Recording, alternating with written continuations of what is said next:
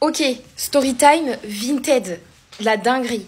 J'ai acheté, il y a quelques jours, un lot de vêtements en taille 9 mois pour mon bébé.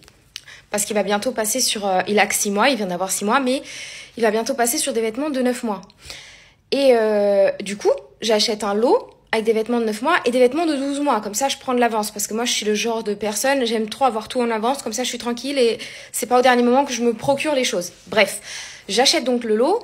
Et dans le lot, sur Vinted, du coup, à chaque article, je vérifie la description pour savoir est-ce que les choses sont en bon état, est-ce que c'est la bonne taille, est-ce que la personne ne s'est pas trompée. Enfin, voilà quoi. Donc, tout est en bon état, dont une combinaison de ski qui est marquée neuve, jamais portée. Donc, hier, je reçois mon colis, je vais aller le chercher, je l'ouvre chez ma mère. Je me dis, vas-y, comme ça, je montre à ma mère les articles que j'ai achetés. Donc, j'ouvre le colis, et là, je montre à ma mère et tout machin. Et là, la combinaison de ski, qui est censée être neuve, jamais portée, je vois, il y a 2 taches jaunes derrière. Une au niveau du dos et une au niveau de l'arrière du bras. Donc, qu'est-ce que je fais ? T'essayes de la frotter, la tache, logique. Parce que si ça part, tu te casses pas la tête. Tu valides la commande et c'est bon. Sauf que la tache, elle part pas. Enfin, les taches, il y en a 2. Donc je me dis, attends, c'est marqué neuf, jamais porté, et il y a 2 taches jaunes qui ne partent pas.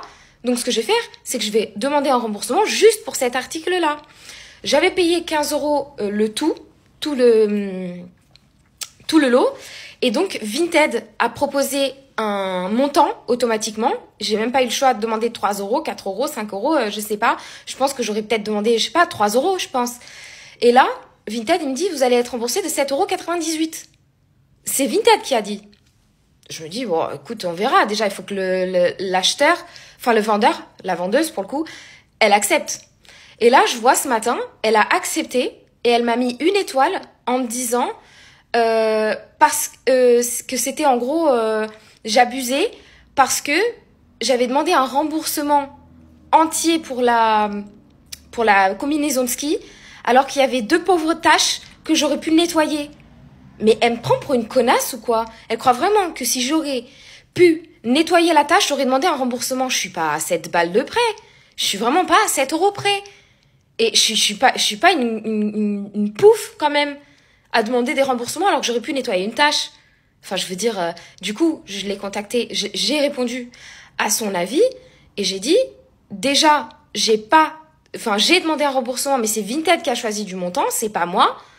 Et en plus, vous êtes de mauvaise foi parce que au lieu de venir me mettre 1 étoile et de afficher ça sur la place publique, vous auriez pu venir me parler en privé. Parce que moi, je suis allée vous parler en privé.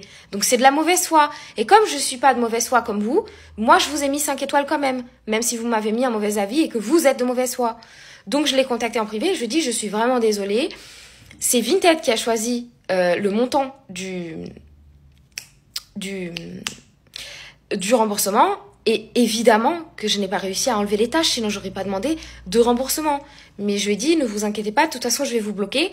Comme ça risque pas que je vous refasse des commandes et que je retombe dans ce truc-là, d'avoir des problèmes ou de vous causer du tort. Donc je vais vous bloquer pour pas qu'il y ait de risque que je vous recommande chez vous, parce que je commande souvent des vêtements sur Vinted, même pour moi. Bref, voilà.